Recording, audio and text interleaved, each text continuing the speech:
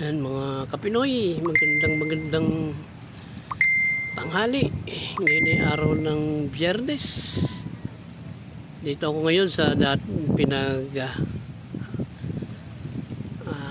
dalayba natin sa barangay Banyaga, Angoncillo, Batangas. Ayan. Yan, medyo maganda na, marami-rami ng mga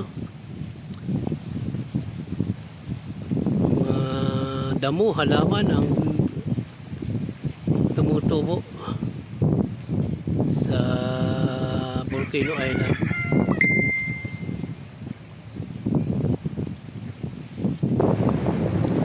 Ngayon ay February 15, February 15, March 15.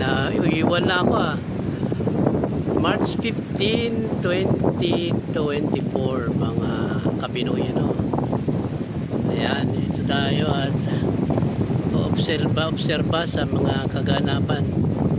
Napakataas ng ngayon, sulfur dioxide emission ng Bulkang Taal. Sa 13,000 metric tons ang inilalabas niya per day.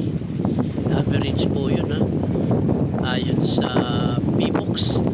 At ang activity niya ngayon, mga kababayan, mga kapinoy, ay karoon siya ng 5 volcanic earthquakes, kasama doon yung 3 volcanic tremors.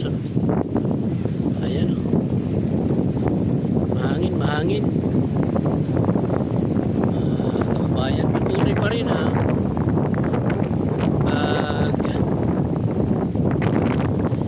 pamumuhay ng mga nag-aalaga ng rito, mga tilapia, bangus, mga kabatang natin na nag-aalaga pa rin ng tilapia, yan ang kanilang pangunahing kinabubuhay dito, mga kapinoy. Pero hindi yan ang natin, ang concern natin ay ang aktibidad ngayon ng Bulkang Taal. Ayan, dati nakakaroon na ng dyan mga bushfire, lalo rin dyan, yan yung pininti ang munti.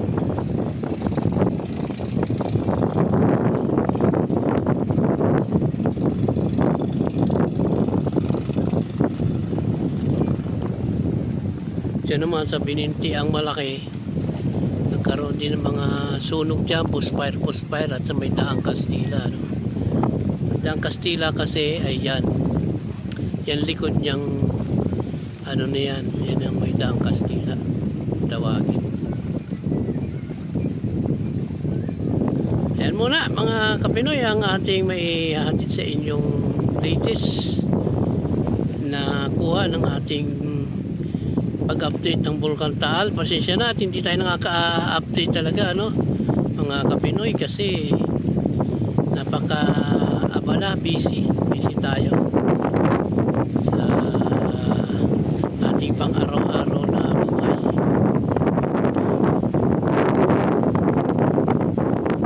Ayan.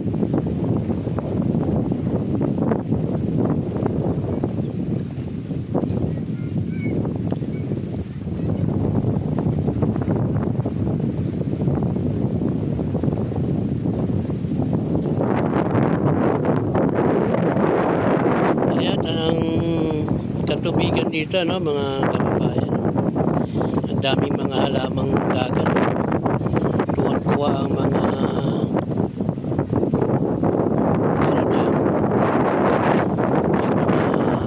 isda dahil tumutubo halamang nakakainan nila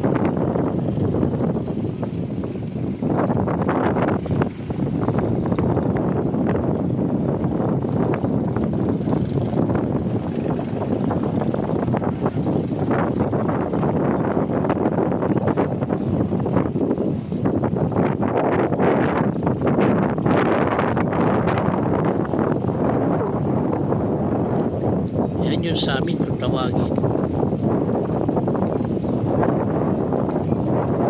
Yan ay nasa 300 11 meters pa yan above sea level, mga